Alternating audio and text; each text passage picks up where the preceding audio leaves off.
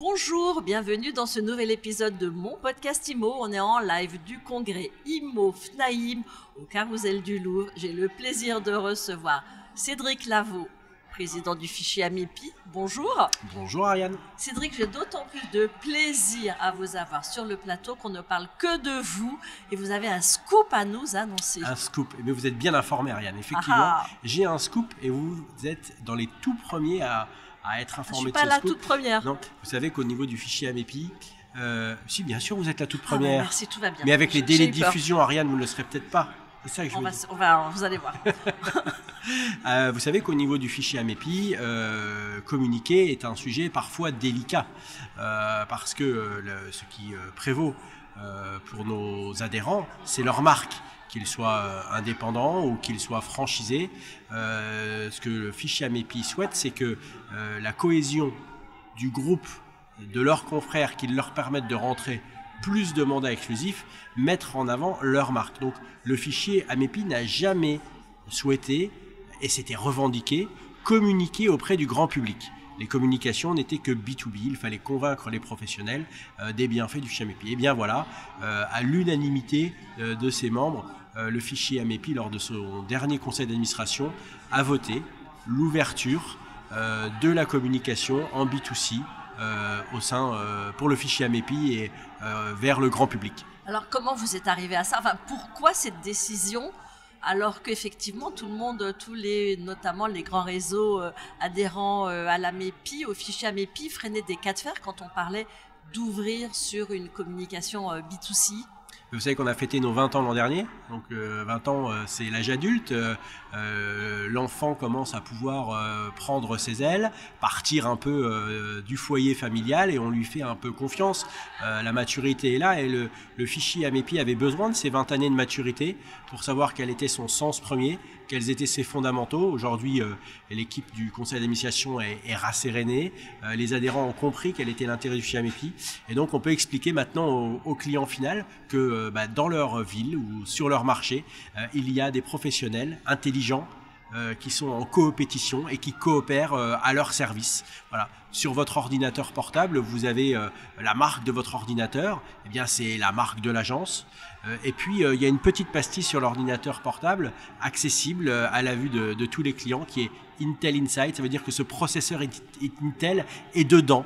Et dans cette marque et qui fait il fait partie intégrante de votre ordinateur.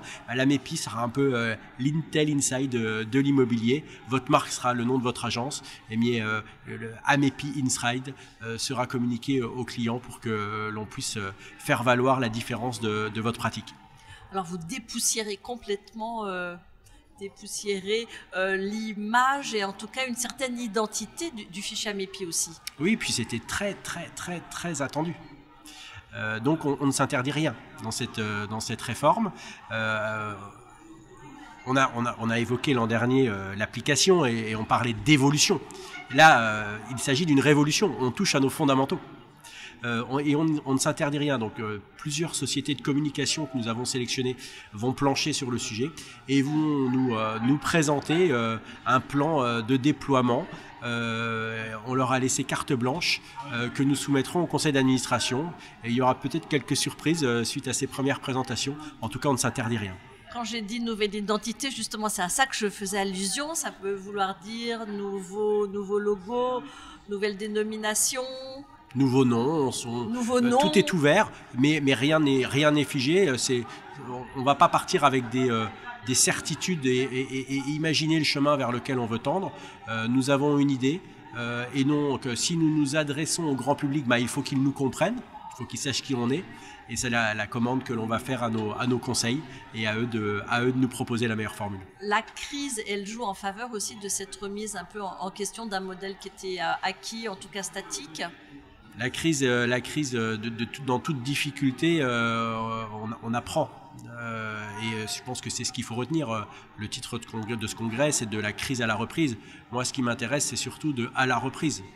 Donc, pour être à la hauteur de la reprise, il faut qu'on ait des entreprises qui soient modernes, performantes et qui soient connectées. Est-ce que l'émergence d'autres acteurs sur ce marché du partage a pesé aussi dans la décision de vos adhérents ? je ne connais pas d'autres acteurs du partage sur ce marché, dans le sens où certains acteurs de sociétés privées qui sont des émanations d'autres services ont une limite par nature. C'est-à-dire que si vous êtes l'émanation de collecter des fichiers ou des mandats par le biais d'un logiciel, ben vous avez la limite des clients de votre logiciel.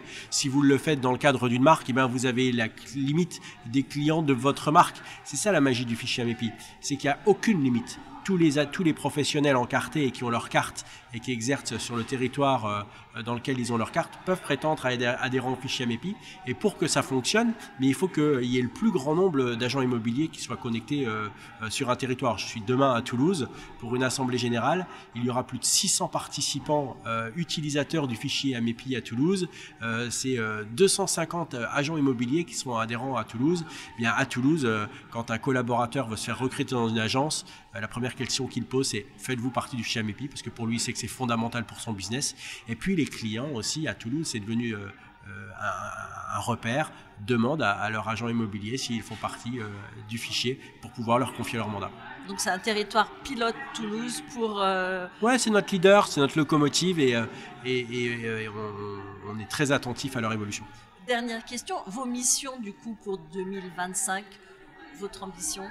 Mon ambition pour 2025, c'est d'une part de mener à bien ce projet et d'avoir une proposition très concrète à la prochaine Assemblée Générale, que ce soit nos présidents d'Alpha qui aient l'honneur de voir ce nouveau projet et l'initiative de ce nouveau projet, mais de manière concrète. Et puis ensuite, pour moi, ça sera l'occasion de passer le relais à un nouveau président qui va porter cet outil pour arriver avec une énergie nouvelle, très fraîche, et puis accompagner cet outil encore plus haut. Merci beaucoup Cédric Lavaux, président du fichier AMEPI. Merci Ariane.